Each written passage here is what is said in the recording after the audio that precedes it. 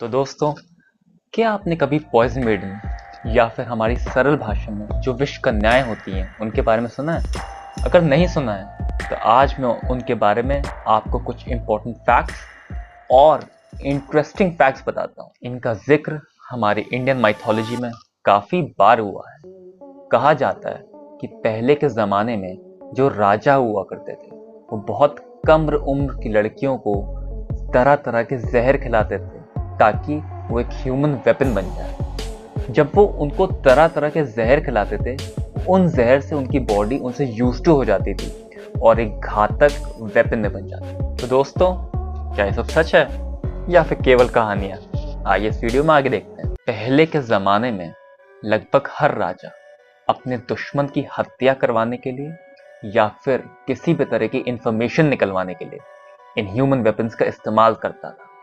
मैं जानता हूँ आप सबके मन में सवाल होगा कि विषकन्या क्या थी, क्यों थी और कोई इंसान आखिर जहर खा के जिंदा रह कैसे सकता है। सो बेसिकली विषकन्या कोई नहीं बल्कि राजाओं की अवैध संतानें होती थी जो कि एक्स्ट्रा मैरिटल अफेयर से होती थी या फिर वो गरीब बच्चियां होती थी।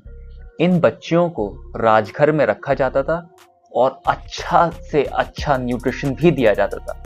उसके साथ साथ उनको धीरे धीरे बहुत कम क्वांटिटी में जहर भी दिया जाता था ताकि उनकी बॉडी उस जहर से अकस्टम हो जाए और यूज्ड टू हो जाए और उनकी बॉडी में उस जहर के खिलाफ एक इम्यूनिटी जनरेट हो ताकि वो आगे चल के एक घातक वेपन बन जाए। उन लड़कियों को जहर देने वाले पूरे प्रोसेस को मिथ्रडेटिज्म कहते हैं।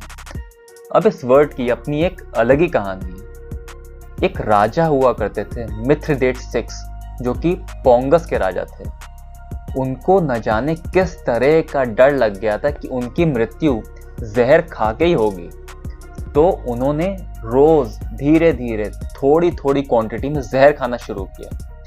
उससे उनकी बॉडी में जहर के खिलाफ इम्यूनिटी भी जनरेट हुई।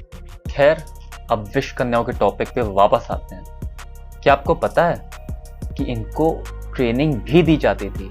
इनको नाचना गाना, अच्छे से तैयार होना, लोगों को लुभाना, इस कला में बिल्कुल पारंगत कर दिया जाता था। ये लड़कियां जब तक बड़ी होती थी तब तक इनका स्पर्श भी इतना जहरीला हो जाता था कि इनके साथ किसी भी तरह का शारीरिक संबंध केवल और केवल मौत को बुलाता था। ये भी कहा जाता है कि अलेक्जेंडर द ग्रेट के जो गुरु थे एरिस्टोटल, उन्होंने उनको वार्न किया था इंडिया में विष कन्याओं के बारे में। बल्कि मैसेडोनिया के जो राजा थे उनको भी वार्न किया गया था। अब जब हम लोग इतने फॉरेन किंग्स की बात कर रहे हैं तो चंद्रगुप्त मौर्य को चाणक्य ने भी वार्न किया था इन विष कन्याओं से दूर रहें। लिटरेचर में भी इन हसीन विष कन्याओं की चर्चा होती रही है, खासकर संस्कृत लिटरेचर में। हालांकि ऐसा कोई भी हिस्टोरिकल डॉक्यूमेंट नहीं मिला है जो इनके होने पे कंफर्मेशन दे, लेकिन फिर भी समय समय पर दुनिया भर के लिटरेचर ने इनकी होने पे मोहर लगाई है। ट्रैप वर्ड तो आपने सुना ही होगा, बल्कि कई मूवीज में भी देखा होगा, जैसे कि जेम्स बॉन्ड 007 की मूवीज जिसमें पियर्स ब्रॉसनन और डैनियल क्रेग जैसे सुपरस्टार्स ने काम किया है।